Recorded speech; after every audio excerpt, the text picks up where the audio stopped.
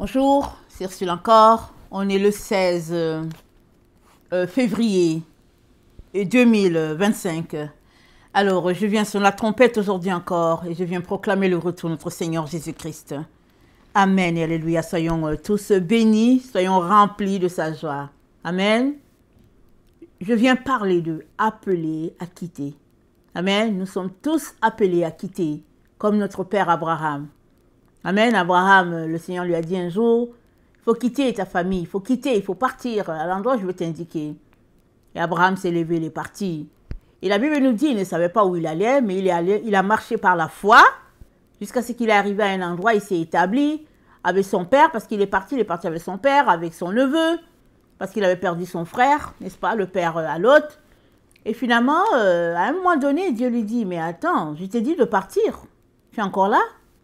Et puis, on ne sait pas on ne sait pas comment les choses se sont agencées, mais à cet endroit, Abraham a perdu son père, il a enterré son père, et puis il s'est levé, il est parti, il a continué à marcher.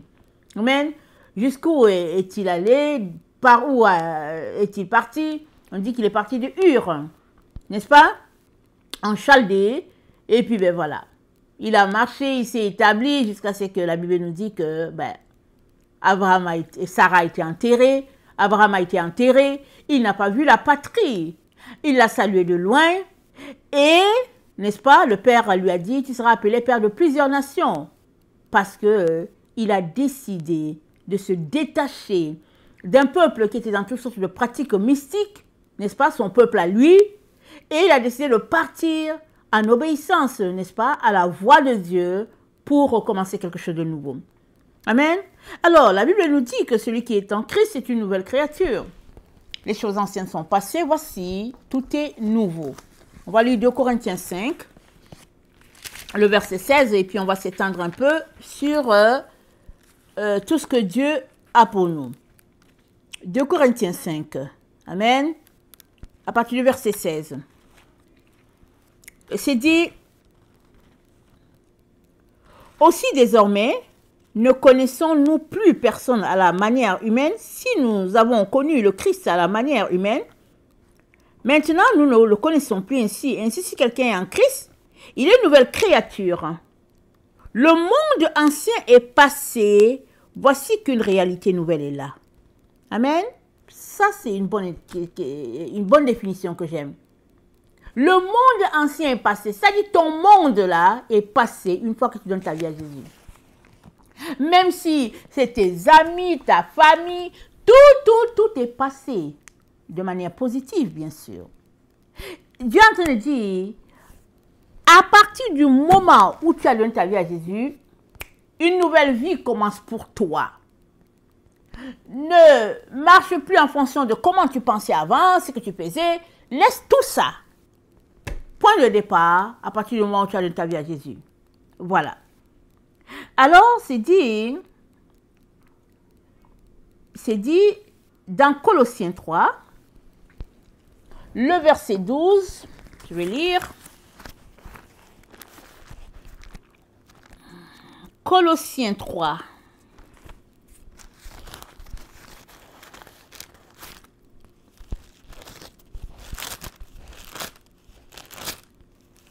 Le verset 12. C'est dit, ainsi donc, comme des élus de Dieu, saints et bien-aimés, revêtez-vous d'entrailles, de miséricorde, de bonté, d'humilité, de douceur, de patience. Il dit, nous sommes dans Colossiens 3, au verset 8, c'est dit, maintenant renoncez à toutes ces choses, à la colère, à l'animosité, la méchanceté, la calomnie, les paroles déshonnêtes, qui pourrait sortir de votre bouche. Et plus loin, verset 12, c'est dit, revêtez-vous d'entrailles, de miséricorde, de bonté, d'humilité, de douceur, de patience, supportez-vous les uns les autres. Amen. Donc, une fois qu'on s'engage à marcher selon les principes de Jésus, amen, il y a un maintenant qui commence, c'est-à-dire, notre habitude doit changer automatiquement, et ça commence par maintenant, une décision de ne plus faire comme on faisait avant. Amen. C'est souvent, n'est-ce pas, difficile. Souvent, on dit, ok, je donne ma vie à Jésus et puis on continue de faire les choses qu'on faisait. Et puis, si on avait un comportement qui laisse à désirer, on continue dedans, et puis on dit, oh non, non, mais je suis chrétien, mais ça va venir un jour. Ah, mais oui, oui, ça va venir un jour. C'est pas ça. C'est dit, celui qui est en Christ est une nouvelle créature. Les choses anciennes sont passées. Et la version qui dit, votre monde ancien est passé. Ton monde, ta manière de voir la vie, les choses, fini. C'est ta nouvelle façon de voir que tu devrais considérer. Et ça commence maintenant. Amen. Ça commence à partir du moment où tu as décidé que tu veux suivre Jésus, les choses commencent. Et tu dois prendre possession de ton maintenant pour que ton demain soit différent d'hier. Amen. Excusez que je l'explique comme ça. Alors, dans Colossiens, donc, 3, le verset 15, c'est dit, nous sommes appelés à former un seul corps. Et Éphésiens 2, le verset 3 dit, vous étiez des enfants de colère comme les autres. Mais maintenant, les choses ont changé. Alors, les enfants de colère, n'est-ce pas, c'est comme Moïse a appris, il a dit œil pour œil, dent pour dent. Il dit, si on te gifle, tu gifles aussi. Allez, tu rends. C'était comme ça. Mais Jésus-Christ est venu, Jésus-Christ a dit, oh, je vais vous montrer la manière du Père. Avec le Père, c'est que si on te gifle, tu donnes encore la joue, tu dis, ok, l'autre aussi. Alors les gens disaient, mais qui peut suivre ça, n'est-ce pas? Quand Jésus-Christ parlait, c'est dit que les gens se moquaient. Il y en a qui prenaient au sérieux, il y a d'autres qui riaient, ils se moquaient parce qu'ils se disaient que, ah, qui peut prendre ça? Parce que c'était une nouvelle façon de faire. Parce qu'on leur a appris, le peuple a grandi comme ça. Ah, si on te frappe, tu frappes aussi. Ils ont grandi étant des enfants de colère. Des enfants vraiment dans la frustration. Ils étaient des esclaves en Égypte. Et puis, c'était compliqué. Et puis, ben voilà. Ils ont développé une façon de se défendre. Et Jésus-Christ leur dit, non, c'est la voie de la douceur. Il faut changer, n'est-ce pas? L'animosité en amour. Il faut changer les querelles, n'est-ce pas? En parole douce ou bien à ne pas parler du tout et à regarder, c'est tout. Ça dit, tout doit changer afin de connecter parfaitement à l'esprit de Christ. Amen. Et dans Éphésiens 2, le verset 10, c'est dit, nous sommes son ouvrage. Dans Éphésiens 2, le verset 3, Paul dit, nous étions comme les autres, les enfants de colère. Éphésiens 2, le verset 10, il dit, nous sommes son ouvrage. Amen, alléluia. Jésus-Christ nous a façonnés. Et ça n'a pas commencé à partir du moment où on a donné notre vie à Jésus. Il nous a façonnés dès notre naissance, dès qu'il nous a envoyés sur la terre. Nous sommes venus sur la terre étant des enfants de Dieu. Amen. Mais on arrive dans un corps, on est des êtres spirituels, on est dans un corps physique qui est la terre, et puis on entre dans ce corps-là, et puis on a tout oublié, on perd tout, et puis bon, voilà, on marche, et puis subitement, surtout si on vient d'une famille qui connaît Jésus, on va grandir, la famille va nous parler de Jésus. Si on vient d'une famille qui ne connaît pas Jésus, ben, ils vont nous enseigner leur Dieu, ou bien ils ne vont rien nous enseigner, et puis nous voici perdus dans la confusion totale. Et puis, si on a grandi dans une famille ou dans un milieu où c'est les querelles, la bagarre, ben voilà, on est des enfants vraiment remplis de bagarre et de colère. Et Paul dit, plus maintenant. Plus maintenant que tu as décidé de marcher avec Jésus. Tu es son ouvrage. Amen. Parce que tu viens de prendre conscience que tu as besoin de Jésus, tu viens de lui donner ta vie, alors c'est fini.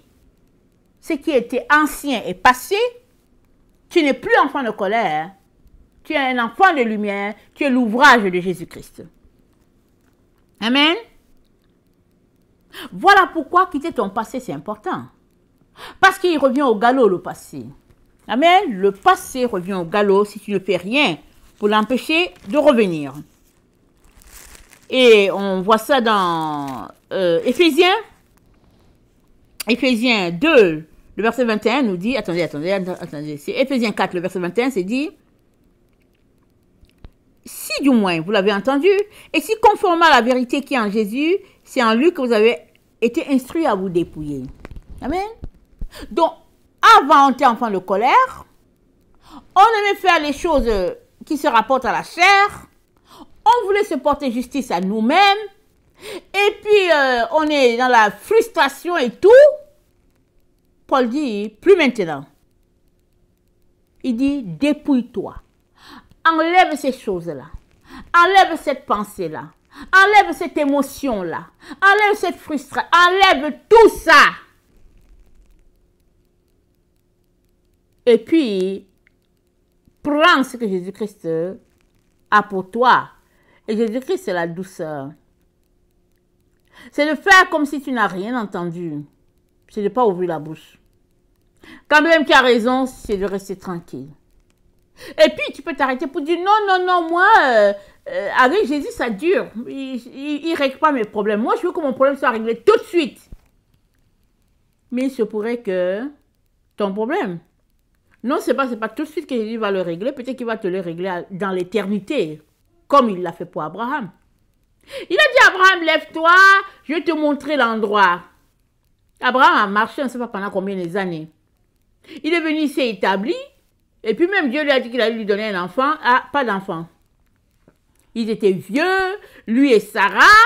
Et puis même ils se sont induits dans l'erreur. N'est-ce pas? Tout ça, ça n'a pas changé le plan de Dieu. Dieu a dit, je te donnerai un enfant. Et quand Abraham était vieux, Sarah vieille, qui n'avait rien à faire, rien à espérer, Dieu dit, ok, maintenant, c'est le temps pour Isaac de venir. Maintenant que vous avez épuisé toute votre espérance, maintenant que vous ne savez plus où vous tournez et que le corps est vieux et qu'on ne peut rien faire avec ça, moi, Dieu, maintenant, je vais agir. Amen. C'est le maintenant. C'est mon temps, c'est mon timing là. Amen. Et il est important de marcher dans le temps de Dieu, le timing de Dieu, et c'est notre maintenant. Amen. Les choses anciennes sont passées. Tout ce que tu étais capable de faire, tout ce que tu faisais, toute ta gloire, tout ça, c'est passé. Jésus-Christ s'est dit, allez, on commence maintenant. Amen. Et il s'est dit quoi? Et à être renouvelé dans l'esprit de votre intelligence. Vous savez, l'intelligence, n'est-ce pas? Je ne suis pas allée chercher la définition, c'est un peu tard. Mais l'intelligence, n'est-ce pas? C'est comment nous résolvons nos problèmes. C'est les schémas qui sont établis dans notre tête de comment nous résolvons le problème. Et c'est dit qu'on a besoin de renouveler cela. De ne plus résoudre nos problèmes comme nous on l'entend, mais de les résoudre comme Jésus-Christ l'entend. Amen. C'est ça que l'apôtre Paul appelle l'intelligence. Il y a par exemple des peuples où, quand il y a un problème, ben, il faut aller, comment on appelle ça, consulter, n'est-ce pas? Tous les sages de la région pour dire, ok, il y a un problème, venez, on va s'asseoir et puis on va régler. Et puis tout le monde se retrouve, ils veulent régler le problème. Et Jésus dit, cette façon de faire, c'est fini. Tu as un problème? Viens à moi, je vais t'aider à régler le problème. Oh non, mais je n'entends pas Jésus, et puis souvent avec lui, ça prend du temps. Ok, Jésus-Christ, c'est tout ça, viens. Si ça prend 2 mois pour qu'il te réponde, voilà, ça va prendre 2 mois. Si ça prend 2 ans, ça va prendre 2 ans, il va te répondre. Si ça prend 2 jours, ça va prendre 2 jours. Si ça prend la minute aussi, il va le faire. Mais viens à Jésus, il te dit, laisse cette ancienne façon de faire. Amen. Renouvelle ton intelligence. Renouvelle le pattern qui est établi dans ton cerveau. Change cela. Prends le pattern de Jésus. Et le pattern de Jésus, cela te vient alors que tu lis sa parole. Alors que tu passes du temps dans sa présence et que tu t'imprègnes de lui, le pattern de Jésus-Christ de résoudre les problèmes te sera comment on appelle ça? Imprégné, voilà. Et tu feras les choses comme lui. Tu verras les choses comme lui.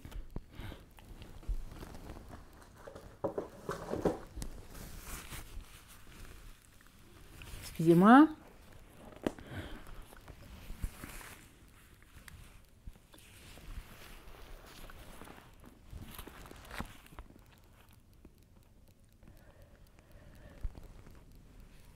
C'est quoi quitter son passé? Amen. C'est quoi quitter son passé? Paul nous parle de cela, je pense. Attendez. On va aller dans Colossiens 3. Je ne sais pas si c'est le passage que j'ai. Et c'est ça que j'ai noté. Colossiens 3.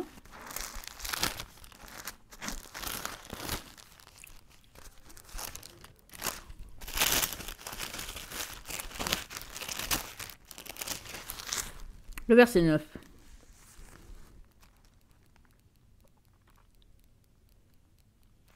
C'est dit, ne mentez pas les uns aux autres, vous étant dépouillés du vieil homme et de ses œuvres, ayant revêtu l'homme nouveau qui se renouvelle dans la connaissance selon l'image de celui qui l'a créé. Ayant revêtu l'homme nouveau qui se renouvelle dans la connaissance de Christ. Si tu ne connais pas Christ, tu ne vas pas acquérir l'homme nouveau. Tu vas rester avec ton vieil homme, même après avoir donné ta vie à Jésus depuis 30 ans, tout sera vieux en toi. Parce que pour que ton être se renouvelle, il faut que tu connaisses Christ. Amen. Et Jésus-Christ, il aimerait ça pour toi. Mais il faut que tu viennes dans sa présence, que tu prennes le temps, que tu crées le temps de venir pour connaître Jésus. Amen. Souvent, c'est très simple. C'est juste de prendre ta parole, de la lire, pas la lire comme un roman, mais la lire dans le but de comprendre, d'inviter le Saint-Esprit à t'aider, à saisir ce que Dieu est en train de te dire, et puis Dieu va te parler, va t'enseigner. Amen. Et toi-même, tu seras surpris de voir que souvent tu penses d'une manière vraiment différente. Tu seras vraiment surpris.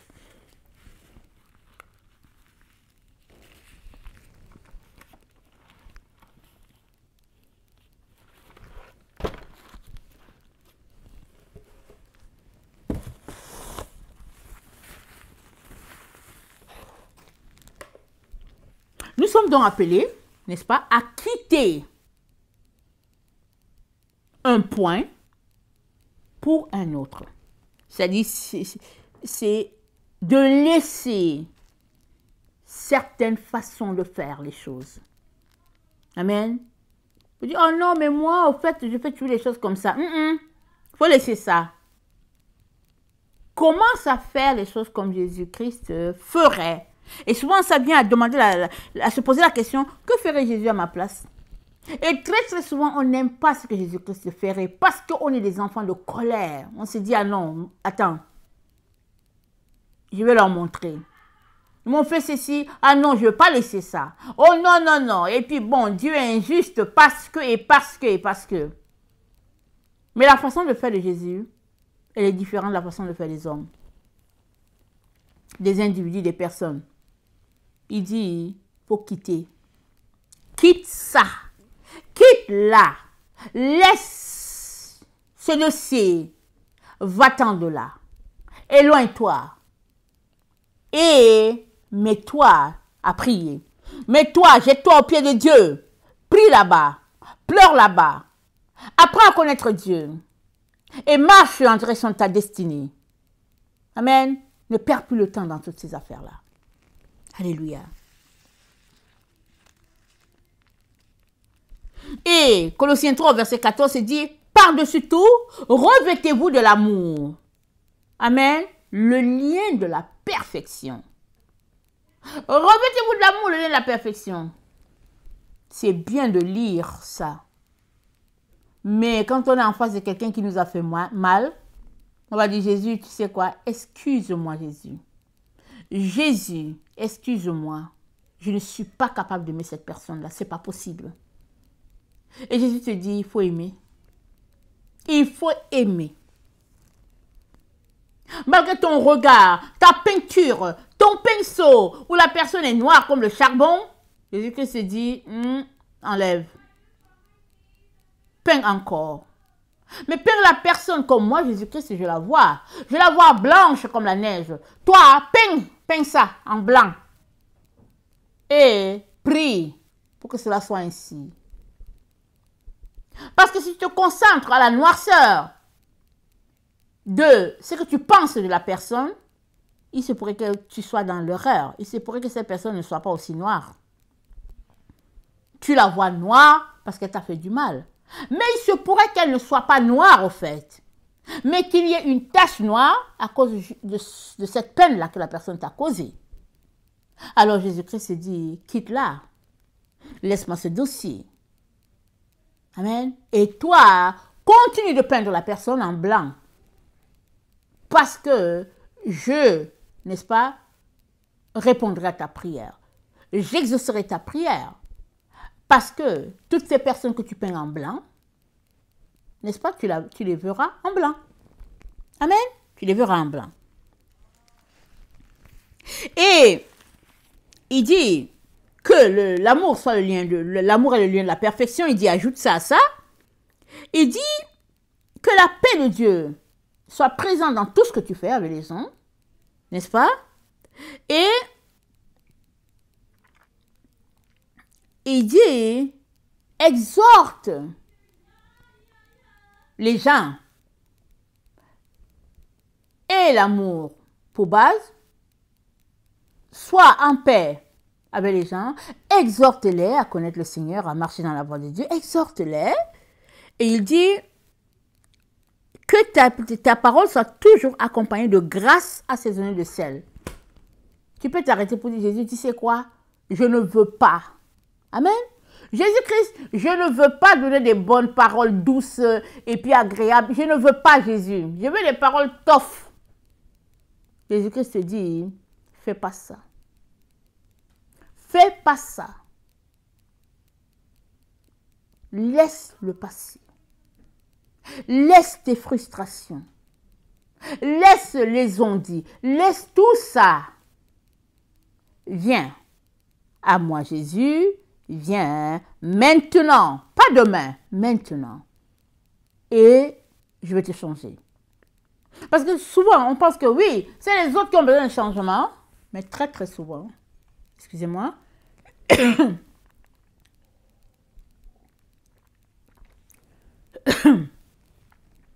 très souvent, hein, c'est nous qui avons besoin de changement.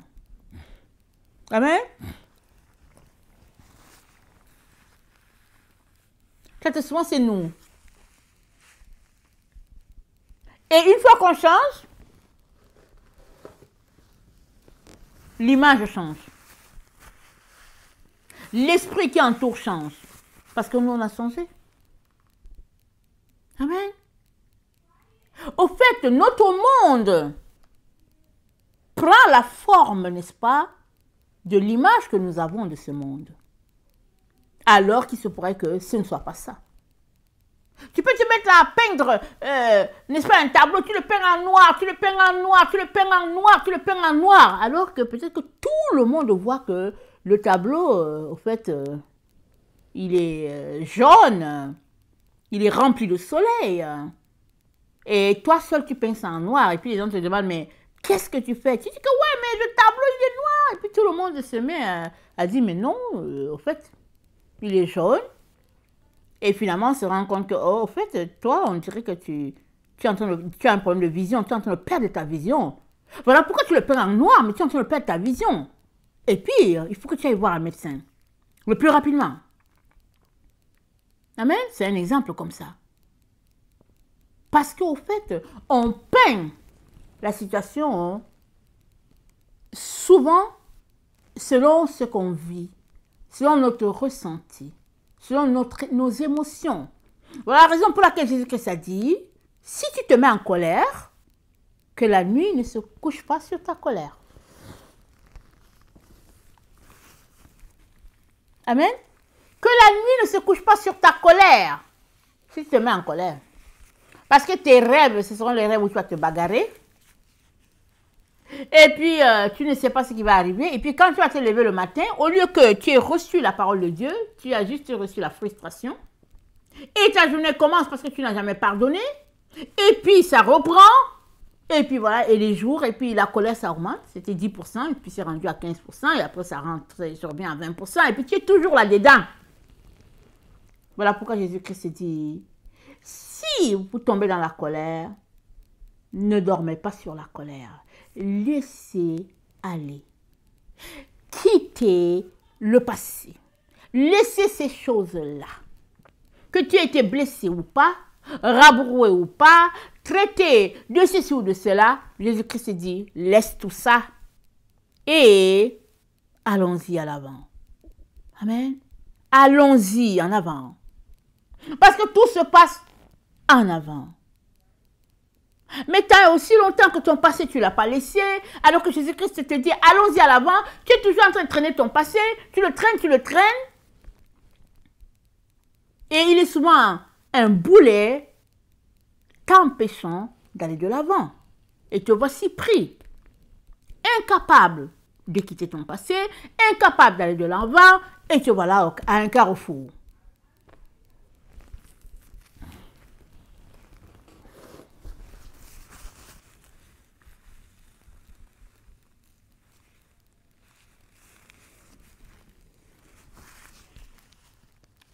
Excusez-moi.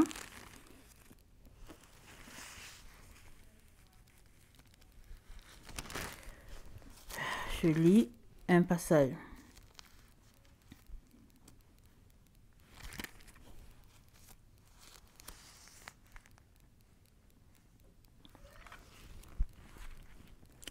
Et 1 Timothée 6 nous dit de vivre sans tâche, sans reproche, jusqu'à l'apparition de notre Seigneur Jésus-Christ. 1 Corinthiens 6, verset 14. Nous sommes encouragés à vivre sans tâche, sans reproche, jusqu'à l'apparition de notre Seigneur Jésus-Christ. Alors, qu'est-ce qui fait que nous n'arrivons pas, n'est-ce pas, à mettre cette recommandation-là en pratique? Vivre sans tâche, sans reproche. C'est parce que notre être a toujours tendance à aller en arrière pour repenser à ce que, comment X, Y nous a blessés, et on reprend le fardeau qui est là-bas en arrière qu'on avait laissé, on le reprend, on le met sur la tête ou bien sur le dos, on s'en va, on dit que non, je ne veux plus accepter ça. Ou bien non, voilà ce que la personne avait fait. Ok, aujourd'hui j'ai le temps de penser à ça et puis on pense à ça toute la journée. On pense, on dit ah non mais c'est pas possible. On pense et on pense. Dieu dit non. Faut laisser aller. Amen. Choisis, mon frère, ma soeur, volontairement de laisser aller ce qui t'a été fait. Amen. Afin que tu puisses atteindre ton point de chute, si on peut le dire ainsi. Afin que Dieu puisse faire en toi ce qu'il a toujours résolu de faire. Mais il n'arrive pas parce que tu es la personne qui le bloque. Tu le bloques tellement et puis il n'arrive pas. Mais il aimerait. Alors, il revient et te dit, laisse aller le passé. Laisse ça. Continue ton chemin. Et pour finir, Philippiens 4, le verset 4, nous sommes encouragés. Réjouissez-vous toujours dans le Seigneur. Je le répète, réjouissez-vous. Que votre douceur soit connue de tous les hommes, le Seigneur est proche. Ne vous inquiétez de rien, mais en toute chose, faites connaître vos besoins à Dieu par des prières, des supplications, avec les actions de grâce. Et la paix de Dieu, qui surpasse toute intelligence, gardera vos cœurs et vos pensées en Jésus-Christ. Au reste, que tout ce qui est vrai, tout ce qui est honorable, tout ce qui est juste, tout ce qui est pur, tout ce qui est aimable, tout ce qui mérite l'approbation, et ce qui est vertueux et digne de louange soit l'objet de vos pensées. Amen. Que tout ce soit l'objet de vos pensées, ce qui est digne de louange, ce qui mérite l'approbation. Que ce soit de ça que nous pensons, de ça que nous entretenons. Quelque chose de passé, les choses qui nous ont offensés, qui nous ont fait du mal, le Père dit, laissez ça, laisse ça. Ça ne t'aide pas. Ça ne t'avance pas, n'est-ce pas? Ça te retarde. Laisse tout ça. Quitte le passé. Vous savez pourquoi Dieu n'a pas voulu qu'Abraham reste, n'est-ce pas, à l'endroit où était toute sa famille? C'est parce que la famille d'Abraham, elle pratiquait les choses, n'est-ce pas, mystiques. Et Abraham a démontré, n'est-ce pas, il marchait par la foi. Donc Abraham était comme solitaire au milieu d'eux. Et il se pourrait peut-être qu'il allait finir par peut-être être infecté, peut-être. Il se pourrait aussi que peut-être qu'un piège lui serait tendu. Il se pourrait peut-être que finalement les ennemis autour de lui allaient miner sa vie. On ne sait pas toutes les raisons pour lesquelles Dieu a dit à Abraham, il faut quitter. Il faut quitter. Et vas-y, je te montrerai. Et Abraham est parti. Et ça nous prend souvent ça, de quitter, de partir et de laisser, n'est-ce pas, l'Éternel faire son œuvre, n'est-ce pas, en nous, alors que nous ne sommes pas au contrôle et que c'est Dieu qui est au contrôle. Alors il peut changer ce qui a changé afin que toute la gloire soit pour lui et pour lui seul. Donc, ces deux choses, j'ai parlé sur la première vidéo de la conscience, une conscience purifiée. J'ai parlé de la deuxième, de quitter le passé. Ces deux éléments sont les éléments qui ont tendance à se mettre sur notre chemin, nous empêchant d'aller de l'avant. Souvent, on les justifie, on se dit, mais non, mais voilà, j'ai un passé. Je ne peux pas vivre comme si je n'ai pas de passé. Et on justifie toutes sortes de situations. Mais Dieu nous dit, non. Autant il nous demande de marcher avec une conscience purifiée, amen, autant il nous dit de quitter le passé, même s'il fut glorieux, peu importe comment il était, Dieu aimerait que tu quittes ton passé, afin qu'il puisse planter des semences d'avenir en toi. Amen. Soyez bénis, je vous aime beaucoup. Amen et alléluia.